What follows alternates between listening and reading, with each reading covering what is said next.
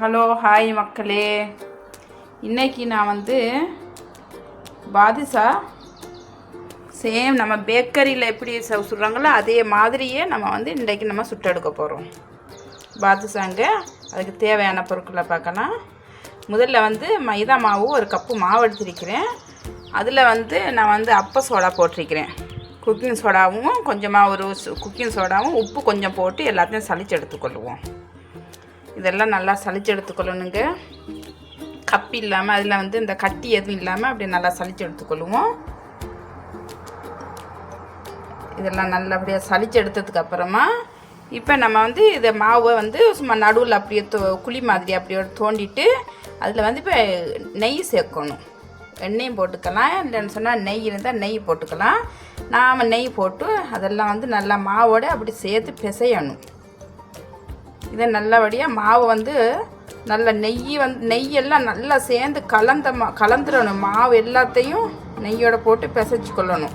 இதில் வந்து தயிரும் போட்டுக்கலாம், கொஞ்சமாக தயிரும் போட்டுக்கலாம், நல்லா இருக்கும். ஆனால் வந்து நான் தயிர் போடலை. நான் வந்து சும்மா இது நெய் தான் போட்டிருக்கிறேன், தயிர் எதுவும் போடலை. வேணும்னு சொன்னால் தயிரும் போட்டுக்கலாம். அதையும் போட்டு இதை சேர்த்து தண்ணி ஊற்றாமல் முதல்ல அப்படியே மசித்து நல்லா மாவெல்லாம் நல்லா பிரட்டி எடுத்துக்கொள்ளணும். இப்படி நம்ம வந்து கையால் இப்படி பிடிச்சி பார்த்தா கொலக்கட்டை எப்படி நமக்கு கையால் பிடிப்படுமோ அதே மாதிரி கொலக்கட்டை மாதிரி பிடிப்படணும். அப்படி பிடிப்பட்டால் தான் அது சரியான பதத்துக்கு வந்துட்டு சொல்லியது. இப்போ வந்து கொஞ்சமாக தண்ணி நம்ம ஊற்றி கொஞ்சம் ஒரேடியாக தண்ணியை ஊற்றிடாமல் கொஞ்சம் கொஞ்சமாக தண்ணியை ஊற்றிக்கொள்ளணும். ஊற்றி நம்ம வந்து புட்டுக்கு எப்படி நம்ம குழைப்போமோ ரொம்ப பலமாக நசிக்கக்கூடாது. மாவை வந்து நசிச்சு நம்ம செய்யக்கூடாது, பிணையக்கூடாது. ரொம்ப லைட்டாக பிணையணும். அப்படி எல்லாத்தையும் நல்லபடியாக அப்படி பிணைஞ்சு எடுத்துக்கொள்வோம். நல்லா பிசைஞ்சு கொள்ளணும். அப்படியோ ரொம்ப அதிகமாக பிசைய தேவையில்லை, கொஞ்சம் லைட்டாக அப்படி பிசைஞ்சு எடுத்தால் சரி. இங்கே பாருங்கள், அப்படி போல் போதும். இதை வந்து நம்ம வந்து ரொம்ப நேரமாக பிசையக்கூடாது. இந்த மாதிரி பாருங்கள், வலையாக இருக்குது பாருங்கள். உள்ள பிசைஞ்சு எடுத்தோன்னே இந்த மாதிரி இருக்கணும். அவ்வளோதான். இதை பக்கத்தில் அப்படியே ஒரு 10 நிமிஷம் அப்படியே மூடி வச்சுக்கொள்ளுவோம். முடிஞ்சிடுச்சு. இவ்வளோ இது 10 நிமிஷம் இருந்தால் போதும், ரொம்ப நேரம் இருக்க தேவையில்லை. இப்போ வந்து நம்ம வந்து இந்த சீனி பாகம் காய்ச்சிக்கொள்ளணும். சீனி பாகம் காய்ச்சிக்கிறதுக்கு 1 கிளாஸ் தண்ணி எடுத்திருக்கிறேன். 1 கிளாஸ் தண்ணி. இப்போ வந்து 1 கப்பு சீனியை போட்டாச்சு. ஏலக்காயும் ஒரு 4-5 ஏலக்காயும் போடணும். 4-5 ஏலக்காயும் போட்டாச்சுங்க. இது கொதி வரட்டும். முதல்ல வந்து சீனி பாகம் வந்து நமக்கு வந்து சும்மா பசையாக இருந்தால் போதும், பிசுபிசுப்பு தன்மையாக இருந்தால் போதும். நமக்கு வந்து இந்த கம்பி தேவையில்லை, கம்பி பாகம் தேவையில்லை. அது சரி, அது இருக்கட்டும். அது கொதிச்சுட்டு இருக்கு. இப்போ நம்ம வந்து இதை வந்து உருட்டி எடுத்துக்கலாம். சின்ன சின்ன துண்டாக நம்ம வந்து இப்போ மாவை வந்து செப்ரேட் பண்ணிக்கணும். சின்ன சின்ன போலாக இதை உருண்டையாக உருட்டிக்கிட்டு அப்படியே நம்ம வந்து கையால் வச்சு அமுக்கி பொரிச்சு எடுத்துக்கொள்ள வேண்டியதான். இப்போ இதெல்லாம் சின்ன சின்னதாக முதல்ல அப்படியே வேறையாக எடுத்து வச்சுக்கொள்வோம். நமக்கு தேவையான சைஸு. ரொம்ப பெரிய சைஸாக இருந்தால் ரொம்ப அதிகமாக இதாகிடும், பொங்கி பெருசாகிடும். சும்மா கணக்கான சைஸாக பார்த்து நம்ம வந்து இப்போ வந்து உருட்டி எடுத்துக்கொள்ளலாம். இதில் எல்லாத்தையும் நல்லா உருட்டி எடுத்துக்கொள்ளணுங்க. நல்லா ரவுண்டாக வந்தால் அது ஷேப் வந்து நல்லா இருக்கும். நல்லா ரவுண்டாக வர மாதிரி பார்த்துக்கொள்ளுங்க. இப்போ வந்து நம்ம வந்து இந்த கட்டை விரலால் அப்படியே நடுவில் வந்து ஒரு ஓட்டை மாதிரி, நம்ம வடை சுடும்போது எப்படி நம்ம ஒரு ஓட்டை மாதிரி போடுவோமோ அதே மாதிரி நம்ம எப்படி நல்லா ரவுண்டாக உருட்டிட்டு கொஞ்சம் அப்படியே கையால் அமுக்கி கொள்ளணும்.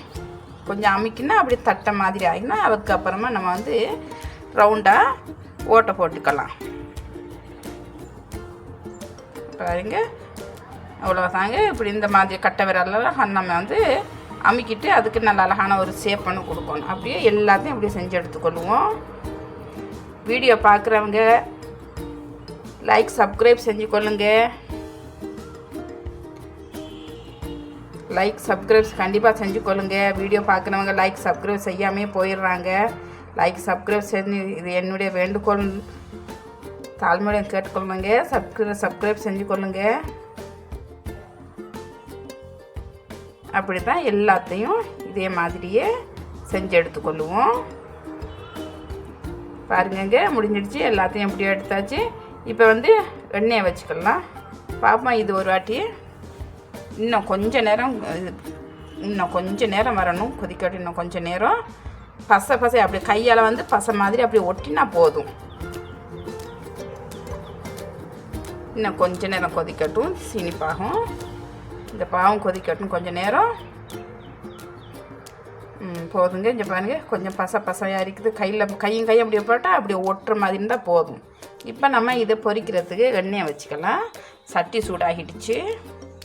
நம்ம பொரிக்கிற தேவையான எண்ணெயை போட்டுக்கொள்வோம். முதல்ல இவ்வளோ எண்ணெய் போதும்.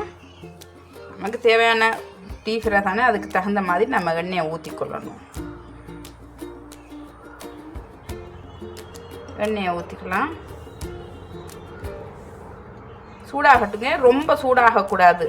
எண்ணெய் வந்து ரொம்ப சூடாகக்கூடாது. பாருங்கள், நான் போட்ட உடனே பாருங்களேன், எண்ணெய் வந்து சூடு இல்லை அவ்வளவா. நான் கொஞ்சம் சும்மா லைட்டான சூடாக இருக்குது. நெருப்பை குறைச்சி விட்றணும். ஏன்னு சொன்னால் இது போட்ட உடனே நமக்கு கலர் சேஞ்ச் ஆகிடும்.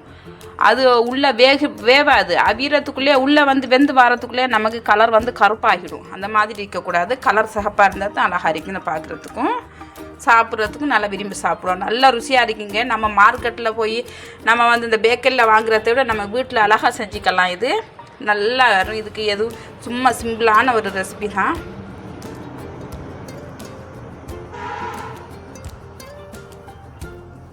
பாருங்கங்க, கலரும் சேஞ்ச் ஆகிட்டு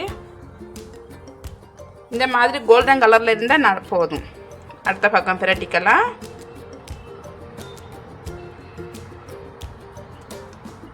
இதுவும் கொஞ்சம் நேரம் அப்படியே வேகட்டு. நெருப்பை வந்து நான் குறைச்சி வச்சுட்டேன். நெருப்பை வந்து குறைச்சி வச்சுக்கொள்ளணும். ஸ்லோ ஃப்ளேமில் இருந்தால் தான் நெருப்பு வந்து இப்படியோ கோல்டன் கலரில் வந்ததுக்கு அப்புறமா இறக்கி கொள்ளணுங்க. எண்ணெயெல்லாம் வடியட்டும். கொஞ்சம் நேரம் அப்படியோ கரண்டியெல்லாம் அப்படியோ எடுத்து உடனேக்கு போடாமல் எண்ணெயெல்லாம் அப்படியே வடித்து எடுத்துக்கொள்ளணும். நல்லா இப்படியே கொஞ்சம் நேரம் பிடிச்சிட்டு இருந்தால் எண்ணெயெல்லாம் நல்லபடியாக வடிஞ்சிடும். அதுக்கப்புறமா எடுத்து நம்ம சூடாக இருக்கக்குள்ளேயோ இந்த இது சீனி பாகத்தை நம்ம வந்து சூடாக இருக்கக்குள்ளேயே போட்டுருணும். அப்போ தான் எல்லாம் நல்லபடியாக உள்ளே இறங்கும்.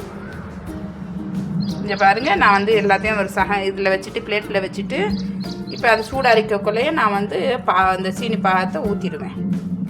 சீனி பாவு சூடாக இருக்கக்குள்ளே ஊற்றினா தான். இவ்வளோ தாங்க.